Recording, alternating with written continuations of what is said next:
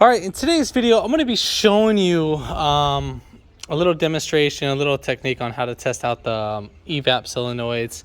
I'm only going to do it on one specifically, but this will apply to the other three solenoids. So we have a 2011 Ford Fusion Hybrid. I believe it's a 2.5 or 2.4, one of those two. I believe it's 2.5.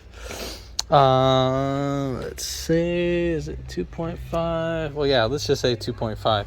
It's not going to be the end of the world. All right, so basically, again, we have a code for p2450, which is an EVAP Purge solenoid system flow open or something like that, or stuck open. I forgot what the actual definition of it is for, but if you have that code, this will apply to you. So basically, most common thing would be either one of the solenoids. Well, my customer, what he ended up doing, he ended up replacing this one. Now, the way how you could tell if this one is bad, you would just pull out this connector right here. Let me just lift this right up. You'd pull out that connector right there, and then you would just push this guy right down, or if not push, you would just open these little tabs right here. You'd push them in. You can just kind of pinch them right out. Now once you get that right up on out, all right, so we got that out. Now the way how you're going to pull this right out, so just like the way how it is like that, this side on the right side is a little bit harder to get to, but if you're able just to get it out of its clips and just squeeze it right up on out, just like that, once you pop it past that little corner, then it should be able to come out just like that.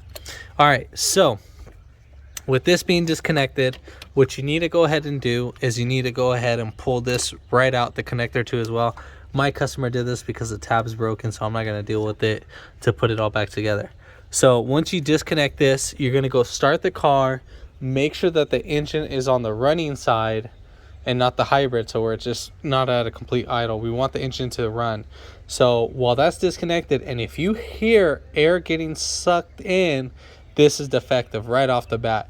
Now you can grab like a little ratchet, give it a little quick tap, you know, perfectly fine. Worst case other scenario, sometimes this will pull out that code. I know it sounds kind of weird, but sometimes it happens. All right, but in this case, that's not the issue. I just wanted to give you a quick tip on that, so we'll put that back later. Now, coming to the back side of the vehicle, we're gonna go right under the car. Now, so coming right here, we have our canister right here. Same thing for this guy. What you can do is you can either test this out by taking off this connector. I'll show you how to test this out with the other one, and you'd basically jump it with some connector wires. You could just take off all of this couple tens at one. I think there's two right here. So one right here, and then there should be one or two, three. So there's four in total. And then you just pop off these hoses. If needed, you can spray like a little WD-40. This connector is pretty much the same. You just pop those guys right out just like that. You're gonna need both fingers on that, so just squeeze that right out, and then this should lift right up. I believe this one's the same too, if I'm not correct. And then you can just slide that right out. This will probably be your most hardest one. Just spray some WD-40 right here, and then try to like separate it from that. Once the WD-40 gets in there, then you'll be fine. All right, so now the next one, you would have a couple 10 millimeters, so about 1, 2, and I think that's it. So about 3 10 millimeters. So here's the single plate right here. So as you can see, so you'd have one right here, one right there, and then one right on that corner. So you take that off, and you'll have a little bit easier access, but you can access it from right here, but I had to pull it out. So that little solenoid that I had up there was sitting right here. It is a little tedious to get to. It is a little frustrating, but I mean, it can be done. All right, so we're gonna go back to the front of the vehicle. So right here, the way how you could test that other solenoid, so this would be it right here. You would take it out, obviously the same way. You'd have one connector right here, and here's our red connector that's connected to the charcoal canister. All right, so You're gonna need some wires, obviously one on the ground, so I'll just go ahead and connect one on the ground, and then we're gonna go ahead and connect one on the positive. Now when doing this, you need to be very careful. I want to connect the positive one on this little left side right here, so make sure it's on that terminal. Let's get you to focus so you guys can see that. So right here I'm having this little alligator clip connect right there. I like using these guys because they're pretty ideal. So right now it's not hot because it's not in the series. So now we are hot, so make sure you don't touch any grounds with this on the chassis because you will be sparking. So once I connect this, this should make a click. This is how we're going to test this. So I don't know you guys, so right now this thing is, you can hear it, it's barely making any noise. Like it's trying to, it's really trying to. All right, so in the meantime, we know this is defective because this is the one that's staying open. This is yesterday it wasn't making any noise when I was testing it out, but I threw it on the ground, so that's probably why it's making noise. Here's our new one, same thing.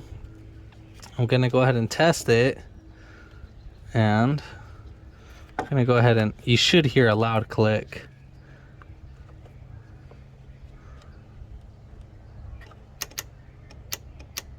So you hear that? So that is a working one. So that's one way how to test that. If you have a scanner, you can test it out like that and see if it's making any noise.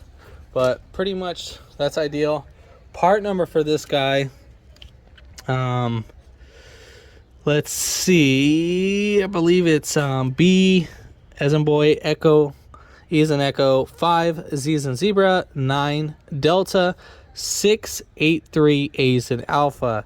So here's the part number for that.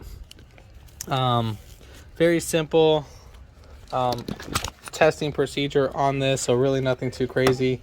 Again, if this, you need to be cautious when testing that. I mean, really, you can just burn up the wire, but yeah, when you're testing this out, that's pretty much how it should sound.